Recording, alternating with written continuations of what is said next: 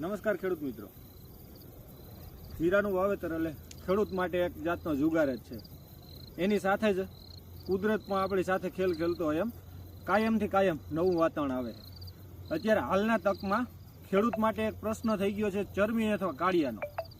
જે વસ્તુ આપણે જોઈ શકીએ છીએ, 2 દિવસ પહેલાં ખેતર હાવ પરફેક્ટ હતું, બહુ જોરદાર પાક હતો, બાજુમાં થોડો ભેજ હતો અને વચ્ચે થોડાક જે ક્યારા હતા એમાં પાણી પાયેલ હતું।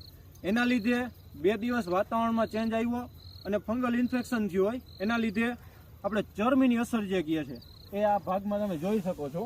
એના લક્ષણો મોટા ભાગે તો આપણે ખેડૂત બધા જાણતા જ હોય, ઉપરથી દાણા કાળા થવા અથવા આખો છોડ કાળો થઈ જવો, અથવા તો એક આખી જે મોગરી છે એમાં 2-4 દાણા કાળા થઈને ઉડી જવા, બરી જવા, અલગ અલગ નામથી બધા ઓળખતા હોય।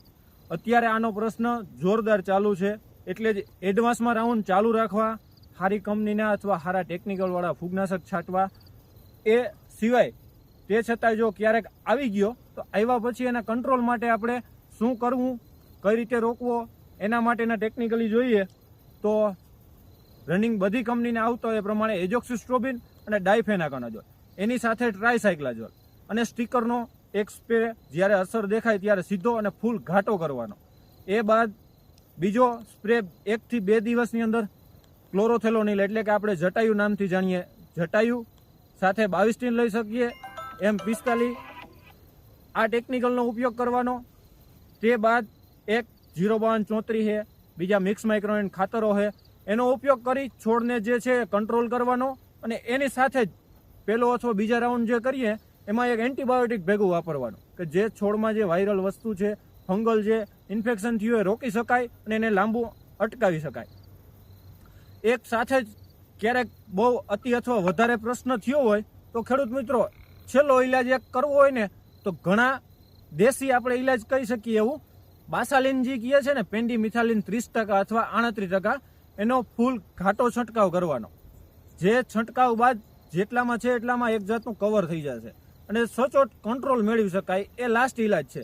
એ સિવાય એવું છે કે જે અસર થઈ એમાં આપણે રાઉન્ડ મરાવેલા છે, એની સાથે જ તમે જોઈ શકો છો જે આ ભાગ છે એમાં કંટ્રોલ આપણે 100% કહી શકીએ, પણ આ કંટ્રોલ થયા બાદ પણ આપણે બીજું વધારે ધ્યાન આપવું જોઈએ અને ખાતર અને ફૂગનાશક આ 2 વસ્તુ છોડને આપણે ફૂગથી રોકી શકીએ અને સામે એના પોષણ આપવું જ પડે। આ જ ઉત્પાદન સાચવવા અને વધારવાનો એક વિકલ્પ છે। એ સિવાય હજી આમાં આપણે નવી માહિતી, નવા પ્રશ્નો જાણતા રહેશું અને ખેડૂતોની મુલાકાત ફિલ્ડ ઉપર કરતા રહેશું। આભાર બધાનો। ચેનલ લાઈક, સબસ્ક્રાઈબ કરતા રહેજો અને